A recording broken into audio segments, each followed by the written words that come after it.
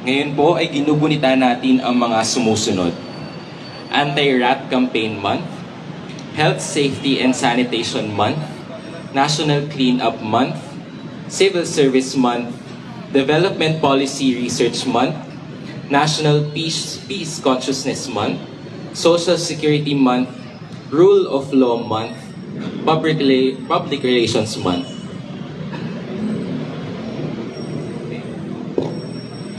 People's Management Month Proclamation number 1614 Series 2008, Blood Diseases Month Proclamation number 1833 Series 2009, Cybersecurity Awareness Month Proclamation number 2054 Series of 2010, National Teachers Month September 5 to October 5 Proclamation number 242 Series 2011, 84. Obesity Prevention Awareness Week, Proclamation number 162, Series 1999. National Epilepsy Awareness Week, Proclamation number 230, Series 2002. And September 15, Philippine Medicine Day, Proclamation number 407, Series 1953.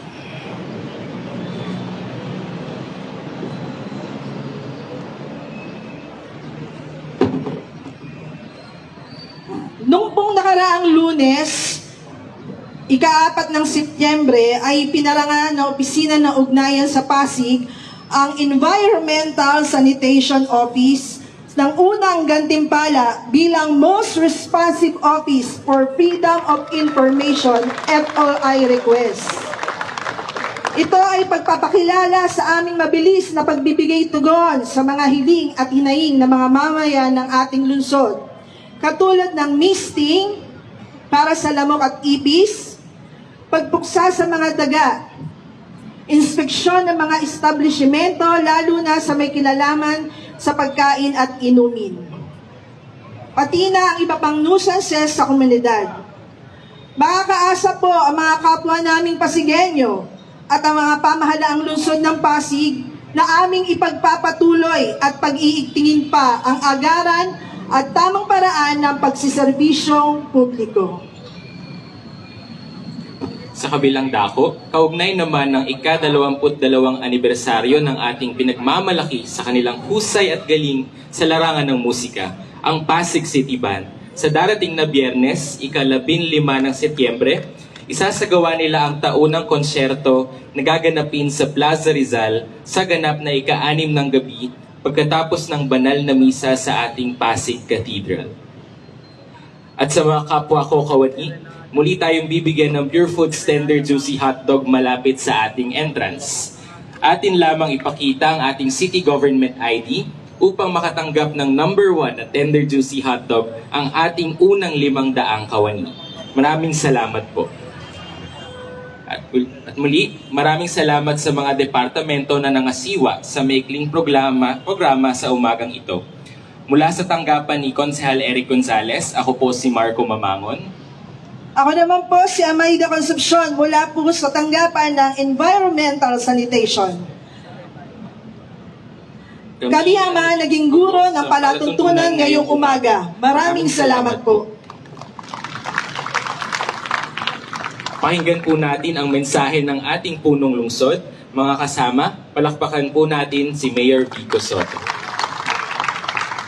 Magandang umaga po sa ating lahat, Vice Mayor Dodot, sa ating mga konsehal, sa mga national government agencies, sa host offices natin ngayong umaga. Siyempre, ating sanitation, Dr. Dancel, maraming salamat po. At sa tanggapan ng Councilor Eric Gonzales, magandang umaga din po sa inyo.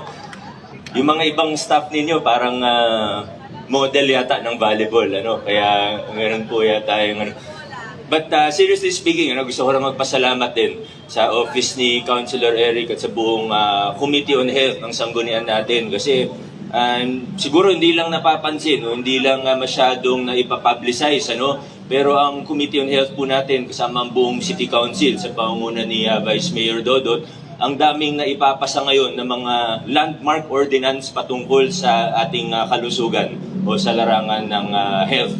Nandyan po yung sanitation, meron din tayo, pero yung isa po na nakalimutan kong banggitin nung nakaraan ay yung formal establishment of our barangay health centers na ngayon lang pala nagkaroon ng ordinansa.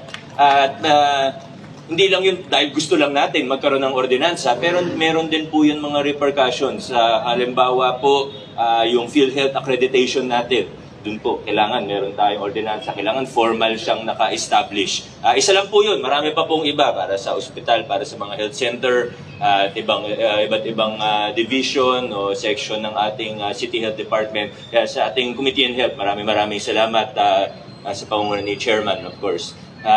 Sa ating sanitation naman, siguro masaya-saya po tayo ngayon dahil yung mga ginagawa natin nung COVID, nung kasagsagan ng COVID, talagang grabe rin yung sakripisyo na ginawa ninyo ay kahit papaano, mas normal na tayo, hindi naman sa relax kasi talagang nagtatrabaho naman kayo araw-araw, pero mas maganda sa pakiramdam, hindi na kagaya nung mga ECQ at MECQ na grabe rin yung mga ginagawa ninyo. Kaya hindi rin ako nagkakaroon ng pagkakataon para magpasalamat sa inyo.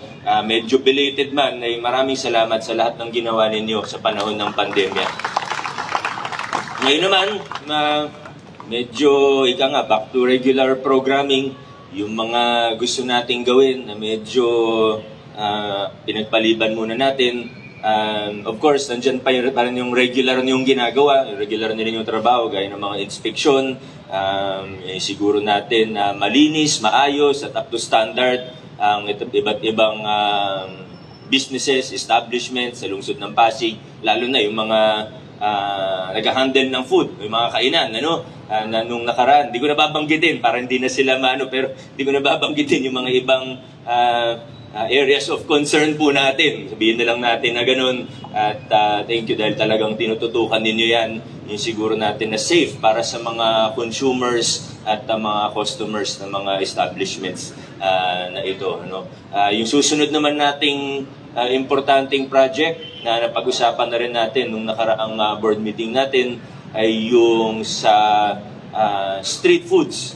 Na mag-accredit tayo ng mga food carts, yung mga nag-iikot dyan araw-araw para alam ng mga Pasigenyo kung alin ba dyan yung safe, alin ba dyan yung sumusunod sa health and sanitation standards natin. So, we look forward to that. Maraming salamat dun sa naging proposal ninyo, Doc Nora.